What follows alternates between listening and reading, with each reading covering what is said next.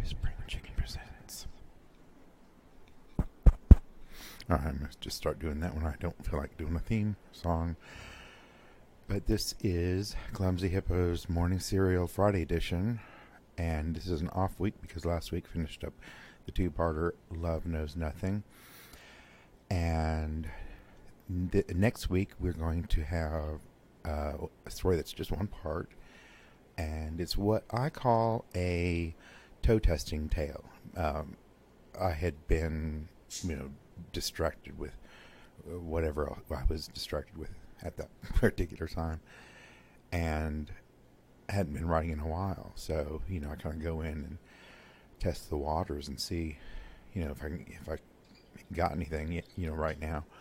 And this one, ended up sticking, and I even though this is not long ago. I wrote this, I think this year, 2019, and this is only just coming up on May. But I can't remember for the life of me where I got the idea for it. I remember, and I can't tell you. I'm sorry. But anyway, getting back to the story, it just, kind of took off. It's not the longest story, but I like it. It's kind of, tight and compact and different. And of course, I can't write anything normal, but this will be, different in a different way than other different stuff. And I have struggled trying to find a way to sum up or describe the story in a trailer that isn't going to really give anything away. I kind of like, this is one of those I prefer, people to go in with, just fresh, open mind, not knowing really much about it and just discover it as it goes along. So it's hard for me to sum it up because there are different facets to it, and so I decided what I would do is I would read a snippet from it, just a few paragraphs. I'm out in the living room. You might hear the birds. I did mute Match Game, and I didn't grab my microphone mitten, so you hear that scuffling? That's what that is. Okay, now I can get the story up. This was it. Now this kind of is where I got started with the whole theme song thing, is because I was like, this is the last one I really did that to. That I was listening to it and writing it, and I got this kind of image in my head from a song, and that's a scene in a strip club, and I thought, oh, that's great, because kind of they're dancing to it, and it's kind of well, I guess I don't know if it would be considered a metaphor or foreshadowing of something, but I guess it would be foreshadowing. But,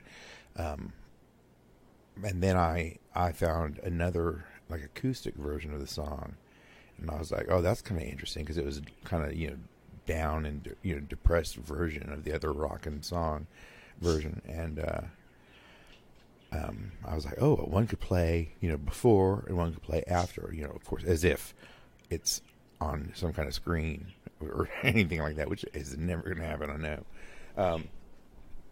And that got that really got me thinking about writing my own songs. For it, I could only I started thinking I could only do the lyrics, but before that I didn't even think I could do a song. So come a long way from that, even with what little I've done, because now you'll see burners. Oh, that's right. The bonus content. Oh yeah, I told you about that. The song, it'll have extra content, which will be a song afterwards, and so that will be kind of fun, I hope. So next week will be the week of burners on Morning Cereal Friday, and we just had episode 6 of Wednesday's Morning Cereal, Days of General Restlessness. So it'll be off next week. Not sure what I'm going to do, but I'll do something related to the story. And then we will go back to Slumber Guard and the two parts, maybe three. I'll have to look at it because it's longer, of Slumber Guard 2.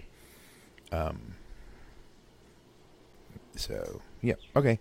So I'm going to leave you with this little tiny peek into next week's story. It's called Burners. And I helped. One of the last days she was spending alone, Meemaw browsed the display of wanted flyers in the station, easily settling on the face of her junk. He was in the passenger seat of a car, and Meemaw had to move a different notice to see the rest of the picture. Driving the car was Meemaw herself.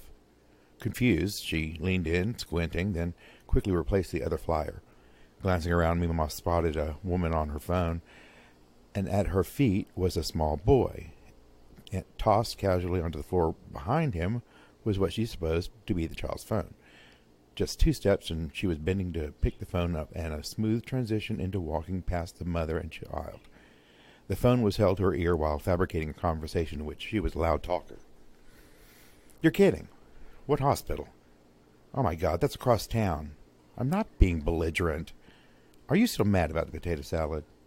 Well, if it was good enough for the Queen, it sure as shit better be good enough for you." Through the door, Meemaw threw the phone into the trash can just outside the exit.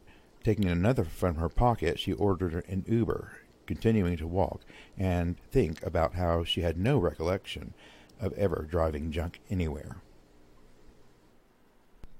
That's all, folks.